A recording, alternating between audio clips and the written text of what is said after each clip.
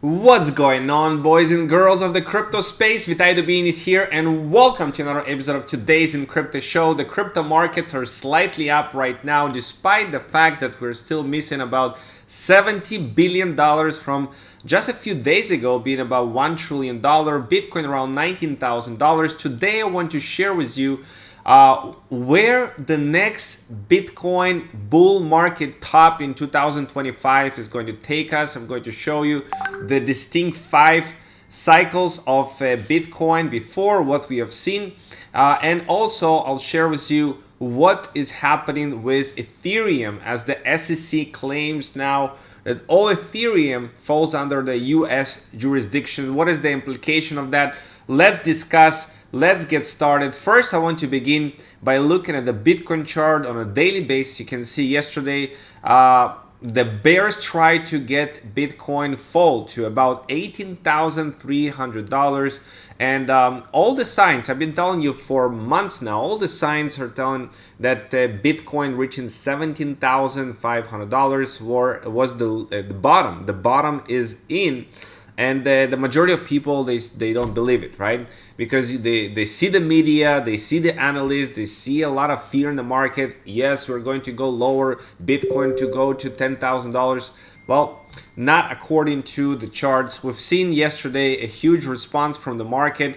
The bulls stepped in and took Bitcoin all the way to $19,600. And right now, the bears are attempting again to take the Bitcoin price down, but we still created a higher low from the previous 17.5. Failure to hold this level and closing the body below 17.5, then yes, then we can fall to the $12,000 to $13,000 level. But a lot, you don't want to allow the fear to take you there, because chances are, very good chances are, that we already hit the bottom on 17.5. Now I want to show you a very fascinating scenario where you can see 4 distinct Bitcoin cycles, with the 5th starting soon right now, where you can see a very clear ratio between the bear market bottom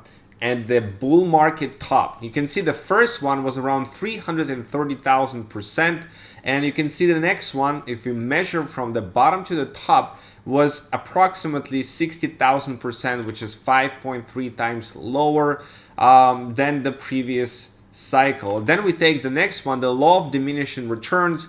We see 11,291% approximately, which is again 5.3 times lower. It's interesting dynamic. And you can see the next one, we went about 2,100% for Bitcoin, which is again 5.3 times lower than the previous one. It's really fascinating to see.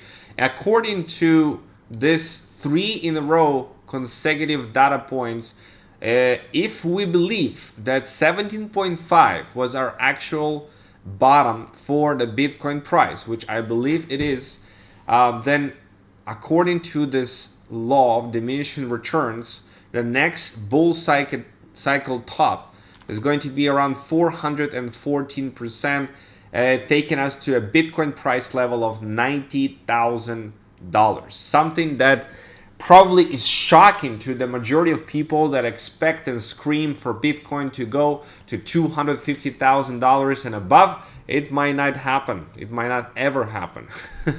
According to the law of diminishing returns, the volatility slightly goes down with each cycle. Not slightly, I mean by more than 5 times it goes down. So if we go lower, if we go Bitcoin to $12,000, it's going to be even worse. And that's another reason why I don't believe we are going to go to the levels of below 17.5. And the buyers are in, investors are in to buy the dip. As we say, buy the dip for Bitcoin Ethereum crash. That's according to the latest data reveals. So they're just seeing a great opportunity to buy the dip, and it's great.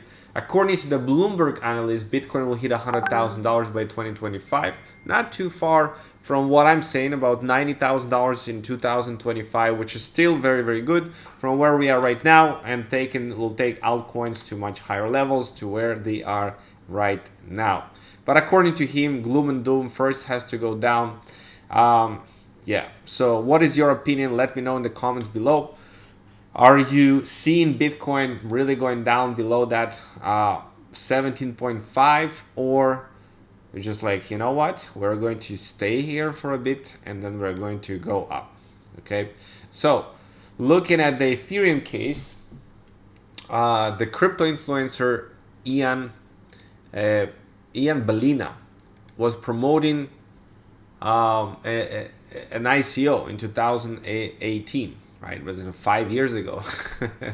And with this ICO, right, 5 years ago, remember that, on the 69th paragraph of the lawsuit from the SEC, they're claiming that essentially if the entire Ethereum network falls under the US government purview. Now that is quite interesting. If we open the 69th paragraph, you can see the US-based investors in Balina's pool irrevocably committed to the transaction when from within the United States they send their Ethereum contribution to Balina pool. At that point, their Ethereum contributions were validated by a network of nodes on the Ethereum blockchain, which are clustered more densely in the United States than any other country. As a result, those transactions took place in the United States. So according to the SEC, they are seeing, if you look at the Ethereum node tracker, United States is #1 country for the Ethereum node tracker, taking 46%, which is not the majority, but the other countries combined are more than the United States. But just because the United States is controlling 46% of the nodes doesn't mean that SEC has the power to take in the control all of the Ethereum network and all of their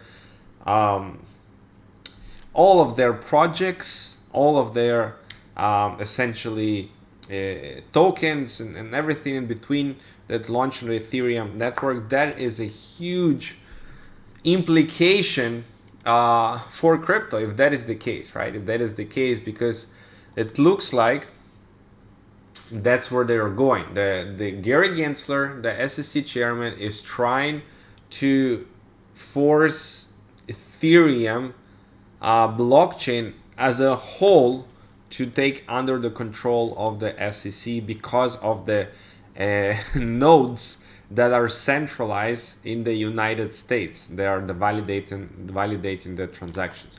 Very, very interesting case that definitely we need to follow up on that. What will be the response from the crypto community on that?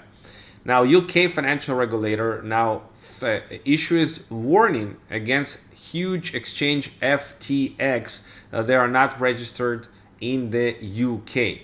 Now, I don't think that it bothers too much the Sam Bankman-Fried, because he has like a $1 billion to spend on acquisitions, right? To spend on acquisition, the crypto space, just $1 billion set aside to deploy on acquisitions and bailout. So you can see, for example, Alameda, a research trading firm, which is controlled by the Sam Bankman-Fried, is going to repay $200 million in Bitcoin and Ethereum to the bankrupt crypto broker Voyager Digital that went bankrupt recently, primarily because of the Terra Luna crash. Now it's important to mention that Cardano, a big network, is going to go through a Vasil hard fork soon. Been anticipated for a very long time. They're going to do it very soon.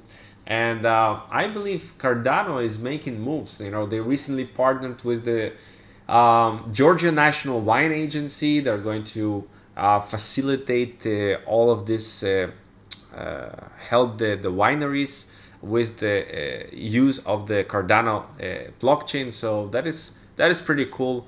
They're developing. I think ADA Cardano is one of those coins that are also bottom out and have a potential to go a lot higher in the next bull cycle. So now is course, not financial advice, but I see it's one of those coins that will just never give up, and they're going to continue upgrade and develop and evolve with time.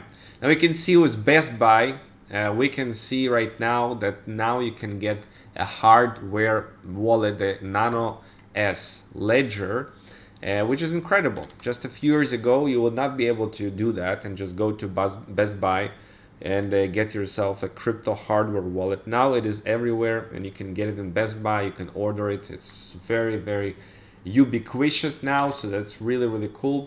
A quick update on Ultron layer 1 blockchain. We're right now above 10 cents. We're growing, and really a lot of amazing things are going to be happening soon on this blockchain. A lot of dApps being deployed and developed on this blockchain. As you know, Ultron swap is one of them. I'm doing a complete review about Ultron swap every Wednesday at 8 p.m. Dubai time, and how to use it. And soon there's going to be a lot of applications coming up, including the lending and borrowing protocol, the NFT marketplace, and the Lotto Day, the biggest crypto Lotto Day, and of course the metaverse. The metaverse is coming in approximately January, which is really huge, and it's really amazing how it's developed. I cannot share everything that I already know what's going to happen, but I can tell you that this is an amazing team